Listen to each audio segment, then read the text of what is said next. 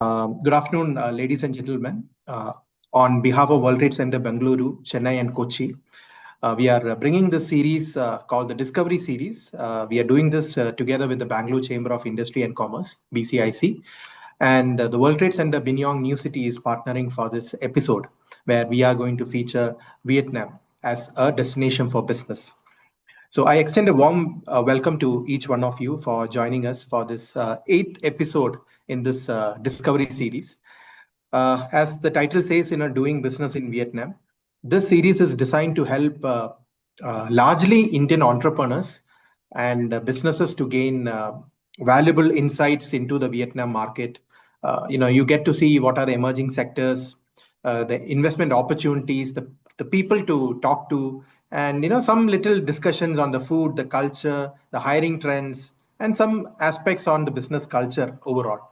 So today also we are delighted to have an esteemed panel with us, and I would like to take this moment to introduce our distinguished speakers. So starting with His Excellency N.S. Srinivasa Murthy. Sir continues to serve as the Honorary Consul in the state of Karnataka for the Socialist Republic of Vietnam. He is playing a pivotal role in strengthening the India-Vietnam relations. He has a very deep diplomatic experience, and he is bringing unique perspectives on bilateral trade, cultural exchange, and he will also share his insights on the opportunities that are for Indian businesses for collaboration. So, His Excellency, Mr. Murthy, thank you so much, and we are delighted to have you as our panelist today. Thank you, Vivek, and all the people who are assembled here. Thank you, in this sir. webinar. My privilege to be the Honorary Consul of Vietnam for the last 4.5 years. See, what I have found in Vietnam is that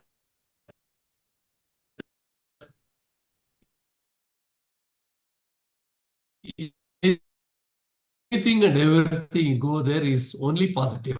You go Hanoi to Ho Chi Minh, you find only courteous people, hospitable people. Even though they understand the language, they try to make you understand. See, that is the greatness that I found, particularly in Vietnam. It is not like in many other countries. Let me not talk about other countries. See, in Hanoi, for example, you find hundreds of Indian restaurants for that matter. In fact, I feel that most of the Indian entrepreneurs in Vietnam are restaurateurs because you see restaurants like Namaste and are very, very popular as far as Hanoi. Dear friends, more than that, industrial climate is what I really appreciate. In fact, as you travel from Hanoi to Halong, you can see waves and waves of industrial estates, not very active. In fact, to visit one of the semiconductor manufacturing industry, there also it was very, very systematic. And see, as Indians, we have a lot to learn as far as from Vietnam is concerned, is what I would say. And of course, about the tourism, there's more than anything anybody can say. Vietnam, I can say, is the best possible tourist attraction to Indians as far as it is concerned. Earlier, it was Thailand, but all the people now have moved to Vietnam from Thailand. In particular, in fact, I should say that I also tried my best to see that direct flights from Bangalore to Vietnam has started. So Vietnam Airlines started 3 flights from Bangalore to Hanoi. Vietjet Airlines started 3 flights from Bangalore to Ho Chi Minh. See, I think that, talking to the Vietnam Airlines people and all, the flights are almost going every time full only. There is no place whatsoever. So that goes to show how Karnataka people enjoy Vietnam as their tourist destination. And then you see, you go to Da Nang, that Bana, the bridge, the hand bridge and all. See, there's nothing that you can compare it. In fact, there are 6 elevators to take you to that place, and the whole of French architecture also. So the place is full of people only there. So similarly with the Marble Hills, and then you go to any other place, the Asian capital, wherever you go, it is a very good trip. In fact, when people say that I'm going to Vietnam for about 5 or 6 days, I said it is not correct at all. You must make a 10 to 12 day trip only. Then only you will be able to make justice to the money that you are spending. In fact, many people are doing that, but I only feel bad that I myself had not an opportunity to visit Phuket region. Phuket is supposed to be the most picturesque place in Vietnam. Am I right? Uh, Yes, sir. So in fact, just to add on to what you said, today Vietnam is a hot destination for Indians, and if you see the number of travelers, particularly from India, traveling to Vietnam, you can see that it justifies what the Honorary Council has just mentioned. So before I hand it over to Kanvir for the panel discussion, let me just quickly introduce the co-panel as well, and then I will hand it over to Kanvir so that he can officially start the conversation. But thanks again, His Excellency, for sharing your insights and your experience, working, living in Vietnam. Next. So good evening, everyone. My name is Thuy. Lynn, just a second. Lynn, just a second. Yes. Yeah. So I'll quickly introduce the panel. So next we have Ms. Huing Ding Thai Lin. So she is the CEO of World Trade Center Binyong New City, one of our active members in the World Trade Centers Association. Lynn is also the chair for the member advisory councils for conferences and exhibitions. And Lynn is going to host our annual event, which is called the WTCA Global Business Forum in 2027, right, Lynn? The 2027 host is Binyong New City. So thank you so much, Lynn, for accepting our invitation, and we are really delighted to have you with us today. Next in the panel, we have Guillaume Rondon. I hope I have pronounced it right. He is the CEO and founder of Move to Asia Company Limited. They are a company dedicated for helping entrepreneurs and investors navigate opportunities in Southeast Asia. He is a French national, but he has that interest in South Asian countries, and he is based in Ho Chi Minh City today. And he's also a person. If you are really keen to move into Vietnam and know about how it is to do business there, he's the person to reach out to. So Guillaume, thank you so much for joining us today, and we really appreciate your time and your insights. Thank you, Vivek, Yeah. and Next, thanks a lot for the invitation. Thank you. And we have Kanvir. Kanvir needs no introduction, but I just want you all to take a note of his post that he just made about the session. I found it very interesting. He's one person who brings in the lighter side of things to the world, and he has his own perspectives of seeing things differently. And that is why when we were discussing about the series, and he interestingly brought about his ideas of to name this series as Discovery Series, because it's a discovery, it's a journey of discovery, knowing more about a city or a country. So Kanvir, really thrilled that we are continuing this series with you. And I want to highlight one sentence that you have mentioned in your post. You have said Vietnam is not a shortcut, it is a filter. If you respect time, silence, hierarchy, and process, Vietnam will reward you. That is what he has written, and he will explain to us during this session as to why he wrote that sentence, and what made him write that. So thank you, Kanvir. It's a pleasure to have you back, and I'm sure that this today will be an interesting session for all of us. Let me also take this opportunity to welcome our BCICA team. So we have the international committee. We call it the Expert Committee for International Trade or Business. We have Mr. Shamant. He's the vice chair of the committee. I am also part of that committee, and we are really delighted to present this from the International Expert Committee. So we thank Shamant for his presence, and also thank and welcome the Secretariat team, Rupa, Preeti, and team, and also the members of World Trade, the BCIC for joining today.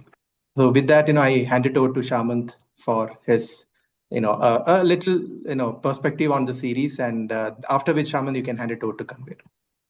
Sure. Open. Thanks a lot, Vivek, for setting the context. And in fact, it's always a pleasure to hear Mr. Kanvir's discussion, because I have also been on the couple of previous episodes, and I think the way you moderate it and way you navigate the entire flow, I think it's like we really don't know how the 1 hour actually passes, to be very honest with you. And I think all the credit goes to you, Mr. Kanveer, for actually making this particular show happen. And so primarily, I have been part of the BCIC primarily as the co-chairman for the International Business Expert Committee, as Mr. Vivek did mention. Just to set the context in terms of what we are as BCIC, BCIC has been one of the apex chambers, which was basically representing the large and medium enterprises across the state of Karnataka. So we got into our 50th year of the Golden Jubilee because we got incorporated in the year 1975. And as on date, we have more than a representation of more than 900 member organizations of part of the BCIC community. And almost 70% of this particular community basically comes from the MSME ecosystem and primarily from the manufacturing. And at the same time, we have around 100 plus startups who are also part of this particular ecosystem of ours. And of course, the remaining is primarily the large scale enterprises, the global enterprises who have been there. And when we are talking about the kind of services that we also bring across, primarily for the legacy, what we have is primarily we are one of the key interface between the federal and the state government towards formulation of the sectoral and the industrial policies. As I did say, it's a representation is an apex body. So we are becoming the linking pin between the federal government, the local state government, and also with the member organizations who are part of our community. And then we also bring in the necessary policy and the institutional support to the government, and at the same time bring that particular learnings from what has been there from the federal and from the local ecosystem to our the MSME members and to the other members as well. And of course, primarily when we are looking at for the member ecosystem, we are conducting seminars or workshops. That has been another key things that we do both at a domestic level and also with the foreign businesses, trade and investment mission. And as a part of that, in fact, the collaboration that we have with the World Trade Center has been one of the I would say one of the flagship events for us, especially in terms of doing business, because at the end of the day, the intent here for BCIC is also we are looking at promoting our member community to go global and to have those particular promote the entrepreneurship with the global ecosystem. And Vietnam has been primarily one of the key destinations that is being looked at. And as on date, we have around 24 expert committees as part of the BCIC. And the ease of doing business is something one of the key flagship expert committees as well, along with the International Business Committee, which basically brings us across to the table. And primarily as a part of the BCIC ecosystem, we have MOUs with many of the global trade and commissionerates. Primarily we have it with Australia, in the Australia Chamber of Commerce, then the Calgary Chamber of Commerce. With Singapore, we do have the MOU in place. And similarly is with Spain, Dublin Chamber of Commerce, the European Business and Technology Center, and in fact with the International Friendship Exchange Council. And primarily with Japan, in fact, we have our overseas office primarily in Tokyo. And recently, just in September, we also went ahead with signing up an MOU with the Osaka Prefecture. So because India and Japan bilaterally, the relationships are getting stronger. Now, and primarily with this, I think I would like to hand it over to Mr. Kanveer. But the whole philosophy, what we would like to bring across to the table is through this particular the episodes, what we have been collaborating with the WTC, it is actually facilitating the member organizations of the BCAC community to look at that particular geography in a more strategic way, be it for partnerships, entrepreneurships, or primarily for the faster go-to-market, and also looking at localizing what they have as products for that particular geographies. And I think that has been one of this initiative has been serving as one of the fantastic initiatives in terms of educating us in terms of how we need to look at this particular global ecosystem. And once again, thanks a lot for this opportunity and having a BCIC representation. And it's always wonderful to have the ongoing collaboration with primarily with the WTC. And with this, I think I would like to hand it over to Mr. Kanveer to navigate the flow, and looking forward to the session, sir. Thank you so much, Mr. Shamant. And being a podcaster and being somebody who does things online, I think I'd like to jump straight into the conversation because people have lesser and lesser attention span. 8 seconds is what I heard at the last time. It's a goldfish attention span. So I want to straight jump into the conversation about Vietnam. And just 3 things which I would like to say to lay the foundation with everybody over here, which I think would be good, is that number one, a lot of people in India, they think they have the statement that Vietnam is the next China. No, it's not. Vietnam is not the next China with cheaper labor. It's not a place where where speed, aggression, or the Indian word jugaad are rewarded. It's actually a disciplined system, and the Vietnamese entrepreneurial system. You have to understand it. It's slightly different from on the free market economy as defined by the Kenyans of the world and the economists of the world. It's free market with a controlled essence. So if you understand that, and I think the panelists over here are going to help us explain that, but capital is welcome, long-term intent is respected, but short-term intent is not respected in Vietnam. In this panel, in this conversation, I'm going to try to answer 3 questions, and I'm going to take the panelists' help to answer 3 questions. Why Vietnam selectively opens certain sectors while keeping other sectors tightly regulated? Number 2, where Indian businesses typically misread Vietnam and then pay for it later. And number 3, who should seriously consider Vietnam and who should not? Because Vietnam is not meant for everybody. So with that, I'm going to straight away jump into the conversation. We had Mr. Murthy already give us a perspective of Vietnam. So I'd like to start with Thai Lin, who has already another country in her name, Thai, and she's in Vietnam. So we'll have Ms. Thai Lin tell me about her perspective on Vietnam. So good evening, everyone. So actually, first of all, I'm Vietnamese.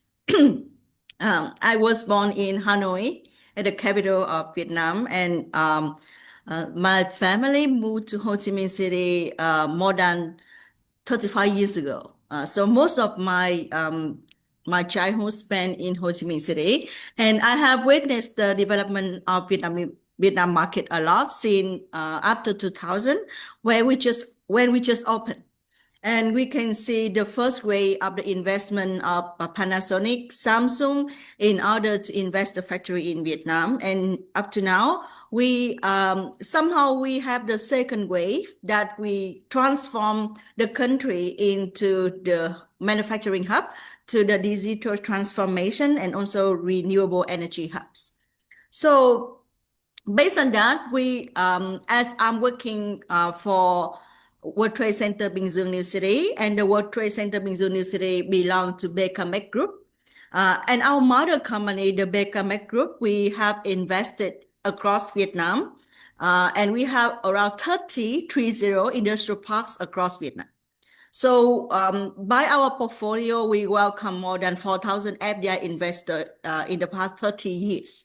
So we understood all of the issues, the case study, and we stay connected with them in order to deal with things with different FDI investor, and of course, including the Indian investor, FDI Indian investor into Vietnam market.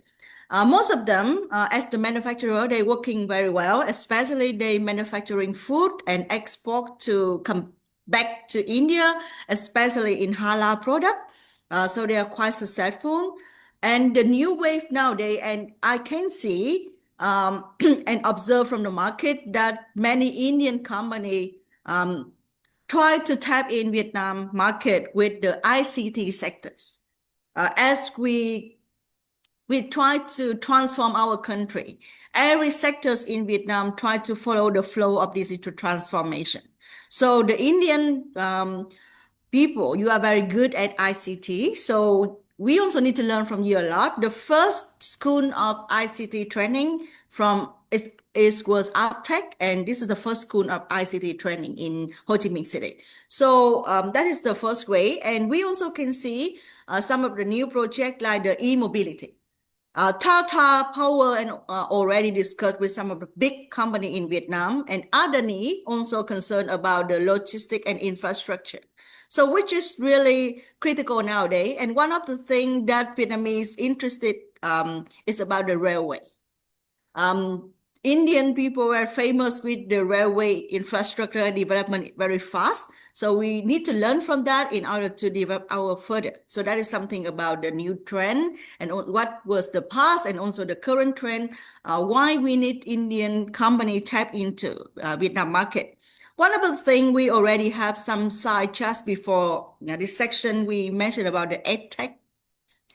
So many Vietnamese people travel overseas, come back, and most of them try to collaborate with the Indian FIEs, I mean foreign small enterprise, in order to develop different kind of platform for the EdTech, and which is very critical because we try to level up our capability and our population. So that is something about the trend.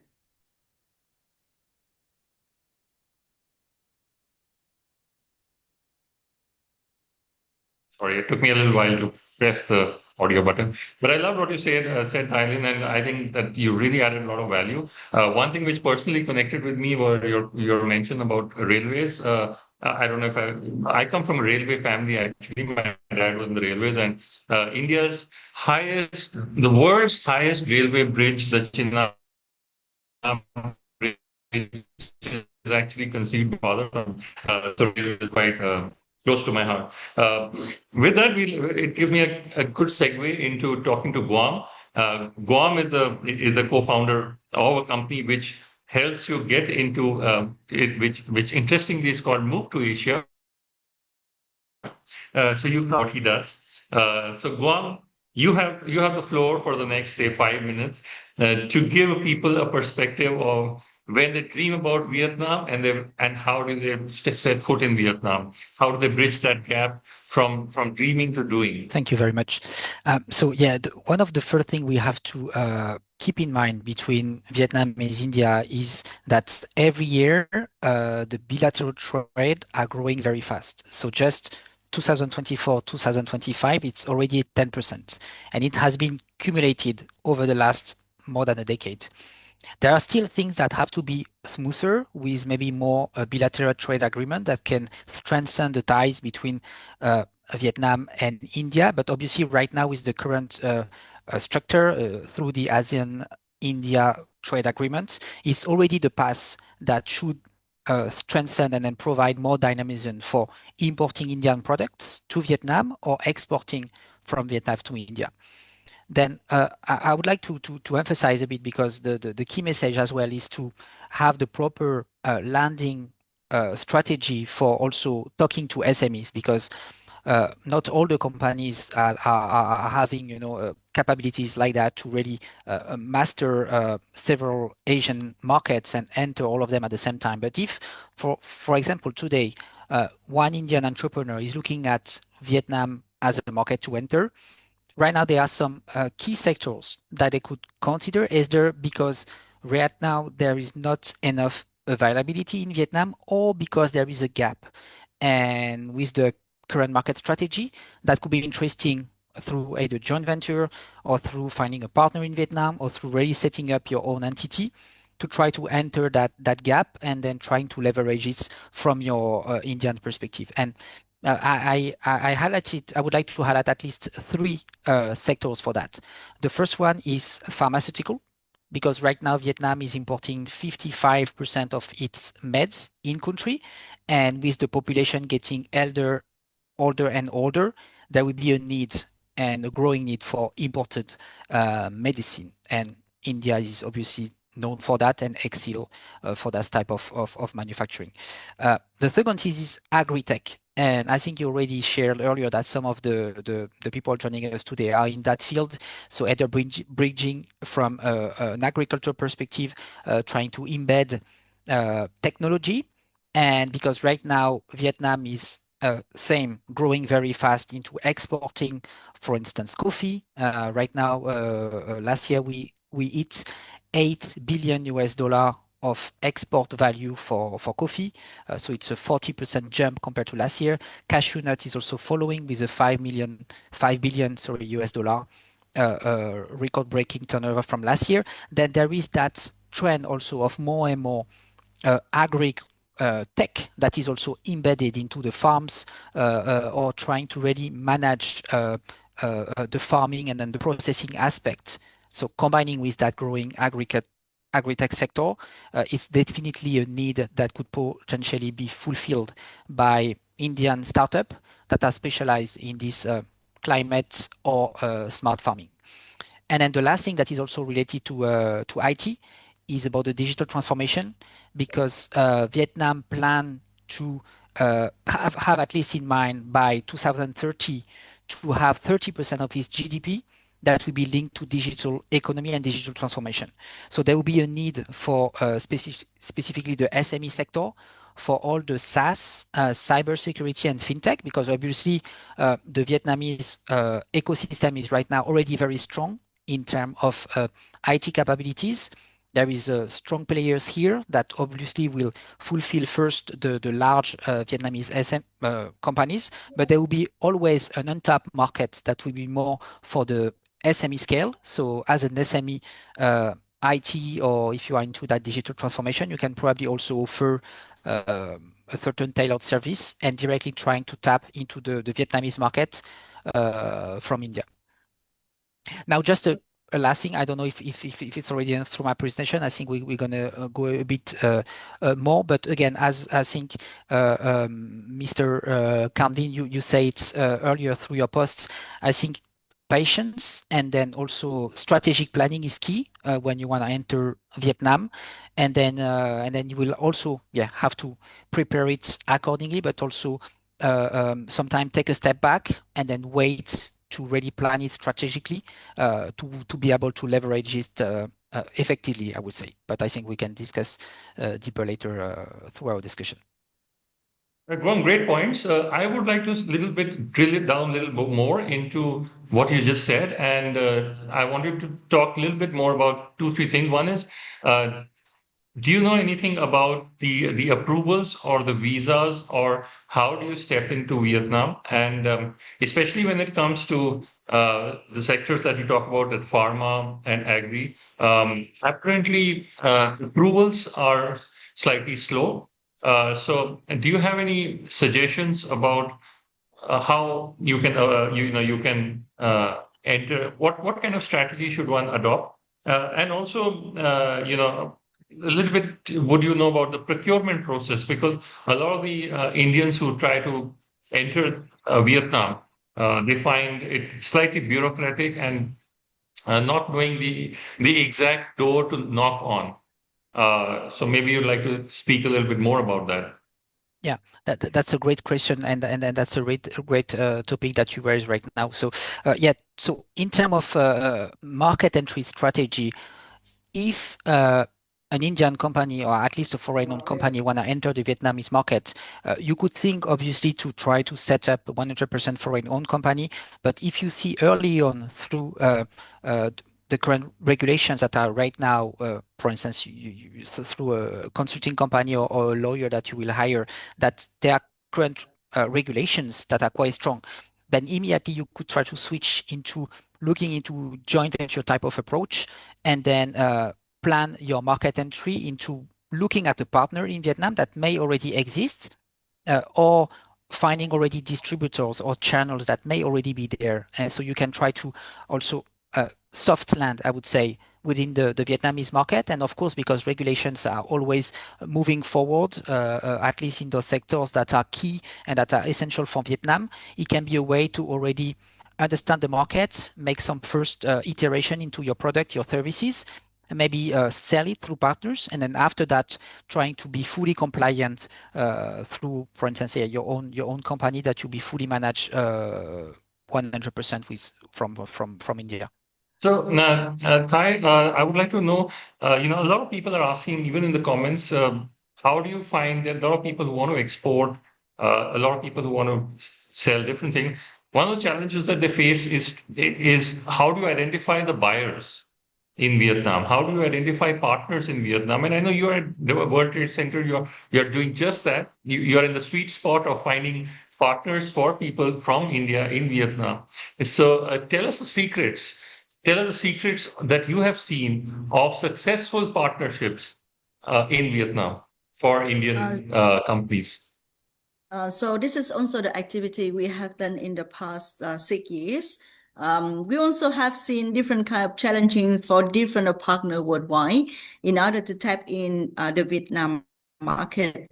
They also need to find a verified buyer, and they also need to verify themselves to the Vietnam local company. So that's the reason why we set up different kind of business in terms of topics. And I have seen here on the chat box, we have some of the company who focus on the food quality products, and also some of the food ingredient like the moringa leaf powder, for instance, like that. So as the World Trade Center Binh University, because in the past 6 years, every year we have 20 exhibitions per year and 300 events in business matching. So given that, we have worked with 65 associations in Ho Chi Minh City only, and also in Vietnam. So we normally consider ourselves Sorry to as interrupt, the but very... how do you keep track of these events? How should the Indian people know about these events? So this post on our website. And of course, after this, you can send the email to me. And of course, we will put you on the newsletter, and you can get posters and update. And anytime any one of you, or you can be together with the WTC coaches to visit WTC Bình Dương very soon. Maybe Vivek will organize soon. So we're willing to set up the business matching section for your delegation. So that is something we can easily to implement. So based on that, we are one of the verified organization and try to support as much as we can, and we don't charge any fee on that. We believe that we are the supporting organization in the local market. So you can consider us like that in order to tap in some of other activities. So we're willing to waiting for your email. It's brilliant. So in one sentence, Thai has done two things. One is she's removed all the challenges of doing or working with Vietnam, and she's also given Vivek George extra work to organize an event of Indians in Vietnam India trade meet. So that's very smart. I can add one more point that starting this year, 2026, we will reactivate again our WTC Connect. That is the marketplace platform. So you can register your product on our website. So we will, based on that, in order to organize different of the webinar like this, or we also invite you to Vietnam market in order to showcase the product or yourself in person. Awesome. His Excellency, Mr. Murthy, you have been obviously dealing a lot with Indians, especially Karnataka, and a lot of our audience is from South. So in the next 5 minutes, would you like to tell us about what are the common questions that you get of interest of Indians into Vietnam? What are the misconceptions that people have about Vietnam? What are the interests that they have? And for instance, especially agriculture. A lot of people want to do agriculture, but there's a lot of misconception with agriculture. For instance, there are very stringent SPS norms, sanitary and phytosanitary norms in agriculture. There's traceability requirements. There's port level rejection that can happen in agriculture. Guam may agree with or know about this as well. And these are the areas in which a lot of exporters actually struggle when they look at countries to export to countries like Vietnam. So how can Indian exporters, how can Indian companies overcome this, and what are the common challenges, and what are the best practices that you would suggest for Indian exporters?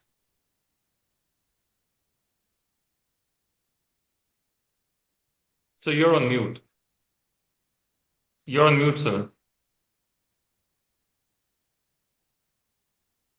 So you're on mute. You're on mute, sir. Oh, Yeah. yes. Yeah. You see, at the outset, I should say that getting a partner in Vietnam is not that easy at all. See, he must be an entrepreneur with an experience, and he must have seen the particular industry, and he must be able to guide the investor in India. All this should go to see that a successful enterprise takes place. So I definitely look forward to Ms. Thai to see how many entrepreneurs can be located in this fashion. Of course, you see, we invite the particular entrepreneur to India also to see what our setup is. Similarly, we also should be able to know what is the setup the entrepreneur has got there. And the collaboration must be to the mutual benefit of both the people, is it not? Otherwise, the purpose is not served. See, coming to the agricultural products, as far as I have seen, Vietnam produces surplus rice, surplus cashew, surplus pepper, surplus coffee, surplus tea, and everything. So, as it is, we can only be interested in trading these commodities, importing them from Vietnam to India, and then re-exporting to other countries is what I guess is right. This thing, because we also grow pepper in a lot of quantity as far as Karnataka is concerned. But our pepper and the Vietnamese pepper are different. Vietnamese pepper is much cheaper. So that's where the issue comes. So here the local government definitely says, no, the local growers' interests must be safeguarded. So how can we allow cheaper pepper to come to our land? So these sort of issues are always there. In fact, a year ago, there was an International Coffee Congress that took place in Bangalore. Nearly 25 to 30 Vietnamese coffee manufacturers set up their stall, and all very good stalls, and people really appreciated it. But how it has become fruitful in gaining the business is a next question. Of course, they get all the publicity, but when it does not fructify in business, what is the use? That's what is happening. After all, Vietnamese coffee, they have been exporting to all the countries. And we also do export to various countries. Karnataka is a coffee growing country, a coffee growing state. We export a lot of coffee to all the places. Brazil, Vietnam, and India are the three major coffee growing centers all over the world. So if the crop sees a failure in Brazil, Vietnamese and Indian coffees get much value. If Brazil grows too much coffee, then our coffee rates plunge a little. So this is what it is. So to great extent, it is different. But at an individual level, the main issue is that people are interested in exporting to Vietnam. But to find a local partner is not that easy, is my experience. In fact, I have also tried it. In fact, a person very recently, he went to Vietnam, got some fruit product, like either Coca-Cola or Fanta or whatever you call. He got that manufactured, and he wants that to be imported to India and marketed here. He has already got it manufactured, but here the local FSSAI, they insist that the Vietnamese government or the department of or some particular department official must recommend that product so that it can be brought to India. This has not happened since 1 year, sir. The product is ready there, customer is here, but the product cannot be imported because Vietnam government, there is nobody in Vietnam government to certify that the product can be exported. Oh, I look forward to Ms. Thai in such respects, sir. See, this is only one case, but there are several cases like this. What we should do? Should we ourselves come to Vietnam and then go around in to various departments and get this certificate? And the manufacturer says, I have tried my best, I am not able to get it. So now what am I going to do? It's a question to Thai, yes. It's very interesting. This is also the normal questions people. This is also maybe William. You also deal with this thing daily. How to start with the business in Vietnam. So, for instance, that I'm willing to receive the information by email to own of the Indian company, and also William Rondan also willing to receive information from you. And every company you own, you have your own demand, you have your own request. So we based on that in order to filter and also refer to the right partner you should working with. So for WTC Business University, we are considered as the focal contact in order to support to spread the information out. And of course, we would like to become the one-stop shop that you can deal with things and you don't need to worry in order to move around different departments in order to deal with things. So that is something we can support you on that. And based on that, we also have different of the connection with association based on the sectors you work with. So they are also very open in order to support you. So that is something nowadays, all of the association and organization like us try to work hard in order to support many foreigners to come into our market. I think, William, you should share some ideas from your side as well. Yes, thank you, Ms. Dalinia. If I can add a bit of the perspective, because I'm speaking to clients daily that are looking to enter the Vietnamese market, and very often from India, actually, Vietnam look very close. But when we look at the way people behave here in Vietnam, people think very much into a closed circle. So they will trust very much their peers, their family members, their whole relationship that they have been building over years. So when a stranger arrive with either they want to do business with them, sometimes it's very hard to match people together. That's why I think the trade center delegations that Ms. Stalin have suggested could be very beneficial for both parts, because you really bring a delegation of people and then you help and then you assist with like all the ice breaking, I would say. So you need very often a facilitator that can do all this groundwork. And so that's one thing. So face to face in Vietnam matters a lot. People here, they like to sit down face to face to discuss not only pricing, but also are we aligned? Are we on the same page? And are we sealing the foundation of a win-win partnership? That's key here. And more than that, here I think when you approach the Vietnamese market, you have to look also at two clusters. You have the south and then you have the north. And also depending where could be your potential distributors or partners, sometimes you have to take a trip in the south and also in the north. We are based in Ho Chi Minh City. So my team here, most of the staff that I have here, they are all mostly from the south of Vietnam. And when I send some of my staff to the north of Vietnam, I always see them a bit more hesitating and then struggling. So meaning that even within Vietnam, you have a bit two layer. You have the layer from the north, the layer from the south, and that's part of the history. So obviously, as a foreigner trying to enter the Vietnamese market, if you have that need into you want to target, I don't know, northern part, you want to build a distribution channel in the north and in the south, you may have to spend the same equivalent of time in the south as well as in the north.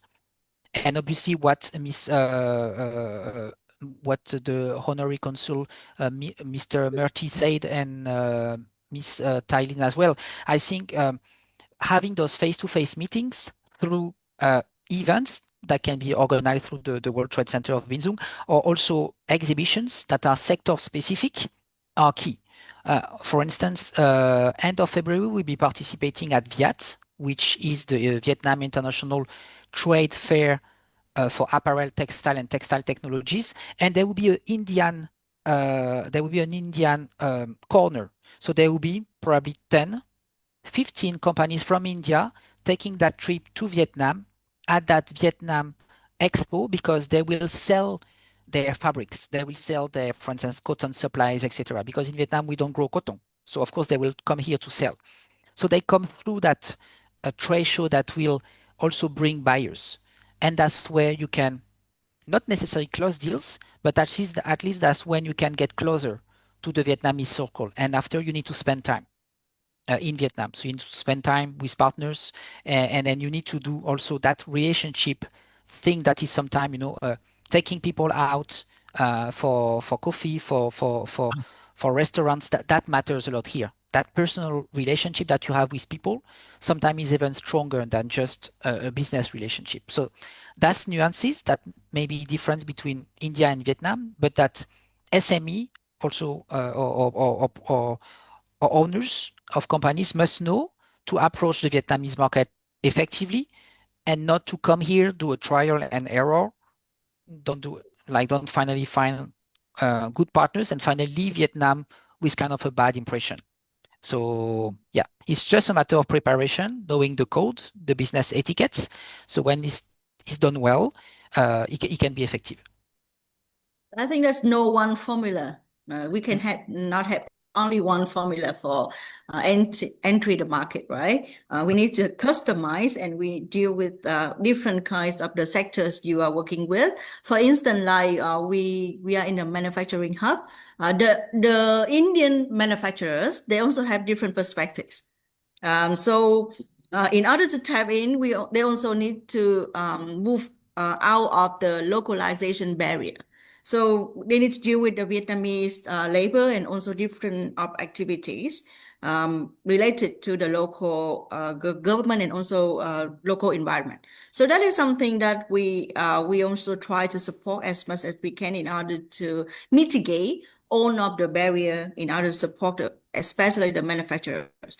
For instance, in Vietnam, the tuition fee for the kids is quite high. So if you are the Indian foreigner, you bring the family into Vietnam in order to let them study in the international school, you need to consider your salary and also income a lot, because this is also very high tuition fee for international school in Vietnam. Even some of the specialists or the technical IT guy, they told me from India, they told me that the salary of them equivalent to the tuition fee of one kid only. So they cannot move to Vietnam. So that is something that we try our best in order to have more educated program, more international, in order to fit with the demand for the people like very high tech people from India country to Vietnam. So that is something that also the barrier we need to face with. So I really love the way this conversation is going. But one thing which Thailand and Guam did not talk about, and I'd love Thailand to talk about, is that Vietnam is actually, a lot of people don't realize this, but it is a very matriarchal society. So the women make a lot of decisions. And why I say this is because a lot of the conversations around here are about things like edtech and education. And over there, I think the women are quite strong. And you need to design, from my conversations with the Vietnamese, different Vietnamese people, you need to design your marketing and your convincing also towards the women in the team and in the house or in the market. Thailand, maybe you'd like to talk a little bit about women and the strength that women have in Vietnam and how they are affecting the economy. To be very honest, about 15 years, the roles of the women is very critical and also highlighted in the whole economy of Vietnam. But of course, we also need to follow men. As you can see, that our leader, most of them are male. But we are all appreciate to them. They support us a lot, and they empower us in order to be the entrepreneurs and also the political person in the government. And also nowadays, so many female have taken the critical roles.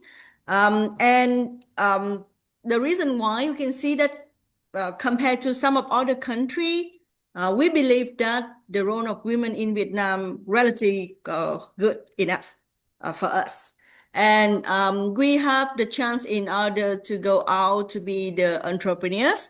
And we also set up different business with the support from the government.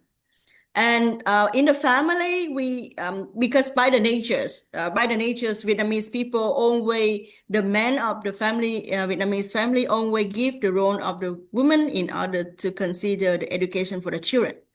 So that's the reason why the children have influenced by the wife in the home a lot. So based on that, most of the startups in education, in edtech, or in some of the school developing, most of them coming from the mothers. They try to have the better education for the children, and also they try to become the entrepreneurs. So nowadays we have different founders, thousands of founders at the women in order to develop education. So we also believe that collaboration with the Indian EdTech quite critical with us. And but one thing that the EdTech organization should consider is number one, we are very appreciate Indian EdTech company because you are very good at English, especially in writing part. And most of the people in Vietnam, they try to send the kids overseas in order to obtain more Western or US-based program. So based on that, we are very appreciate on specialties and also the training from the EdTech organization from India. But there are some of the program where the EdTech company try to tap in Vietnam market. They need to consider, they need to translate those into Vietnamese, because majorities of the market, they speak Vietnamese. So we also need to consider the language barrier as well in order to tap in the market. Great. Guam, a little bit, maybe you could give us a little bit perspective for people who don't understand Vietnam as much, a little bit between North and South. You spoke a lot about, going to the North and going to the South. What is the difference in North Vietnam and South Vietnam? Is there more industry in either of the areas? How do you choose an area to target? How do you, a person who has never seen Vietnam, never been to Vietnam, but wants to open up the market, where should he go first? And are there areas of the industry which are better in the north or the south? Give us a perspective on Vietnam Okay. to understand Vietnam. Yeah, thank you. That's a great question. So actually in the north, when you read the news, for instance, you had this week Viettel, so the number one military company in Vietnam that is very strong in innovation, that is building the first chip factory, okay, for semicon related products, is going to be in the north. So all type of industries that are more highly innovative in terms of that is very often the northern cluster where you will have those industries.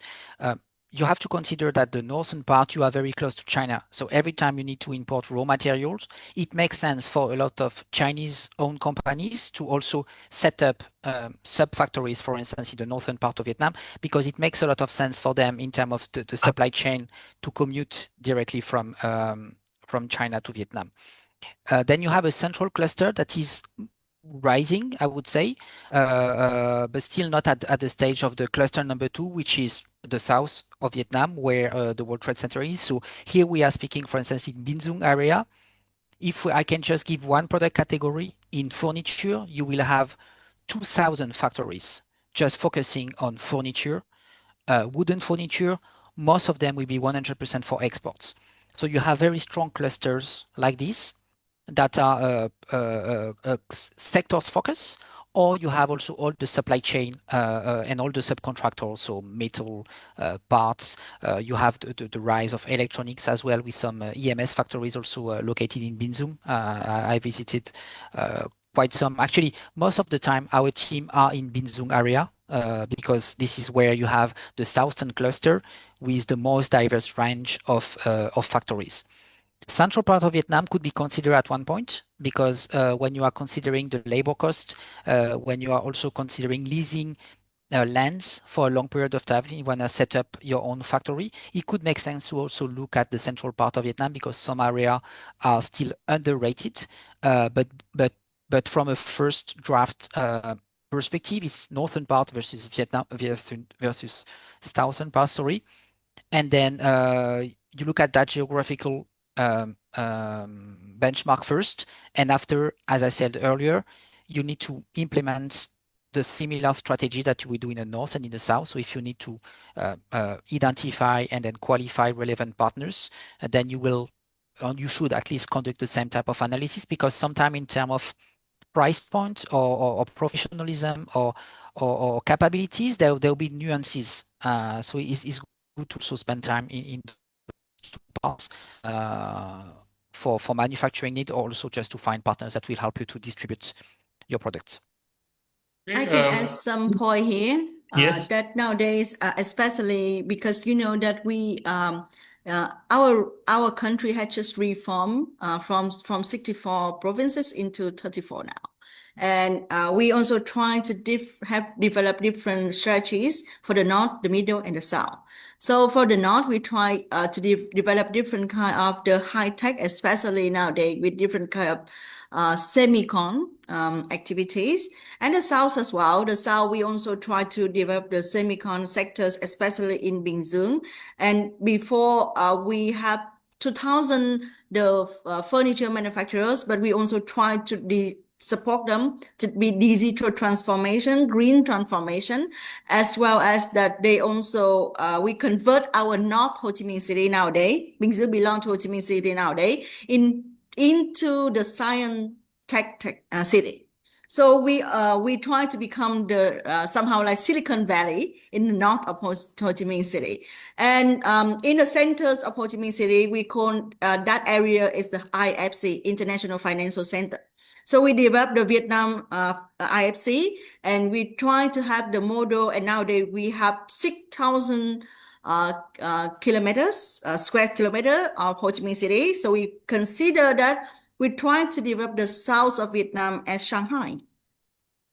Yeah, and that is something that the new strategies and everyone, especially the new company here, you could come because we have very new strategies support for the startup, SME, and FDI nowadays. Different kind of incentive from the government. After the Lunar New Year, in the next half month, you can see different kind of interesting thing, and you should come to have a look, the north, the south, and in the middle, where it could suitable for you. Wow, that's a great introduction to Vietnam. I'm sure that's something which you don't get on most online or thing. His Excellency, Mr. Murthy, if there's before I close, if there's one line of advice which you'd like to give to Indians who are looking at Vietnam, what would it be? My experience goes that whoever wants to export anything to Vietnam or import from Vietnam, the first-hand information is most important. Sitting in Bangalore, sitting in India, they cannot do it. They have to make a visit to Vietnam, either to Hanoi or Ho Chi Minh. See, while Hanoi is the capital of Vietnam, Ho Chi Minh is the financial capital. It is just like Delhi and Mumbai. See, all the trading and everything activity takes place in Mumbai. That is in Ho Chi Minh. Whereas the policy issues are made in Hanoi, that is the capital. So people should go to Ho Chi Minh, sit there, plan to sit there for 1 week. Definitely, see, people are and hotels are very reasonably priced. You get Indian food, nothing for that. Just make a trip to Ho Chi Minh. Forget the tourism angle. For enterprise angle only, please go, sit there, talk to people, and you can get the work done, sir. That is my sincere advice to any of the entrepreneurs that want to deal with Vietnam. That's simple but great advice. I know that on my trip to Vietnam, I was absolutely floored by Vietnam, and it's an amazing place. Many times in India we have a greater perspective for places far away from us, like the Americas and Europe, and we have a slightly blurred perspective of places closer to us, Yes. like Vietnam and our closer countries. Hopefully, these conversations will open up and make it clearer for all our friendly neighbor countries and places which we can definitely have greater relationship, get greater contacts and greater business with. With that, I'd like to thank Mr. Murthy, Thailand, and Rondon, all the panelists, all the people, and I'd like to invite Ms. Rupa Mohan final close. Ms. Rupa Mohan, who is from BCIC. Secretary General or Assistant Secretary General of BCIC. Kanveer, I think the people who are looking at this panel discussion also have something got to say, and they may also have some questions. Should we not answer that?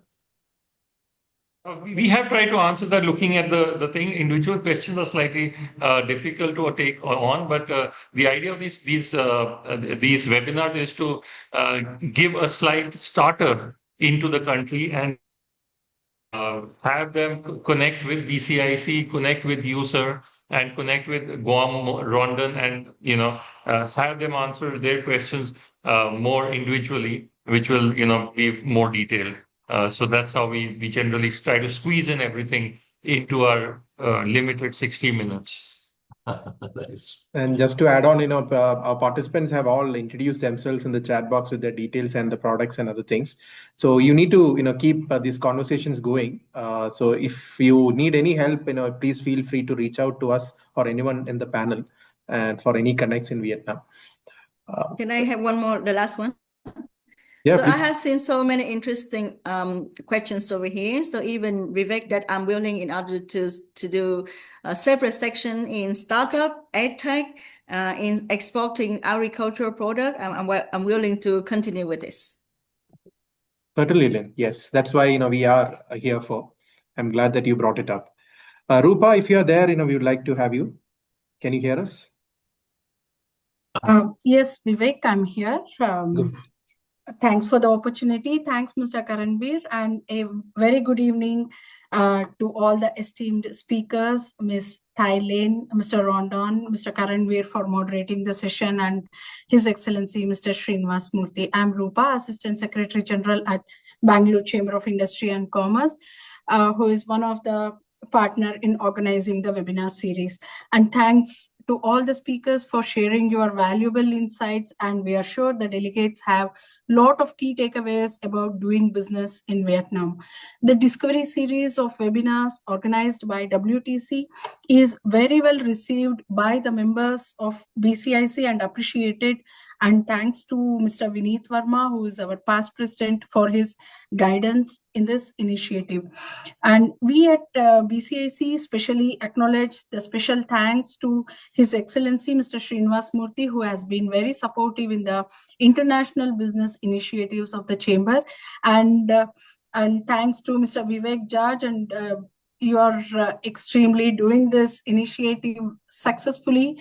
And April and my colleague Preeti for sharing these knowledge sharing sessions to the members. Thank you once again, all of you. Thank you, Rupa. So with that, we close today. I wish you all a wonderful day and an evening ahead. Thank you. See you. Bye. Thank you. Bye. Thank Thank you you. very much. Thank you, Thank you. everyone.